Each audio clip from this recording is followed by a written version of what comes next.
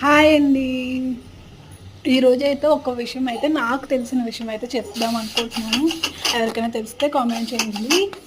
ఇదేంటంటే కుక్కర్ అప్పుడప్పుడు విజిల్ రాకుండా ఇబ్బంది పడుతుంది కదా! అంటే ఇలా సైడ్ నుంచి వాటర్ కారిపోయి, పైన విజిల్ ఏమో లూజ్‌గా ఉండి, ప్రెషర్ అంతా పోయి, ఇలా లూజ్‌గా ఉండి లోపల వాటర్ మొత్తం షింక్ అయిపోతాయన్నమాట.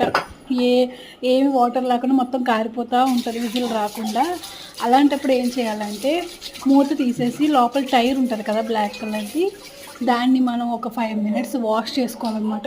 అంటే కోల్డ్ వాటర్‌లో వాష్ చేసుకొని దీన్ని మళ్ళీ దాని లోపల మూత లోపల పెట్టేసేసి ఇప్పుడు ప్రెషర్ పెట్టి ఇప్పుడు కుక్కర్ మూత పెట్టి పెట్టండి.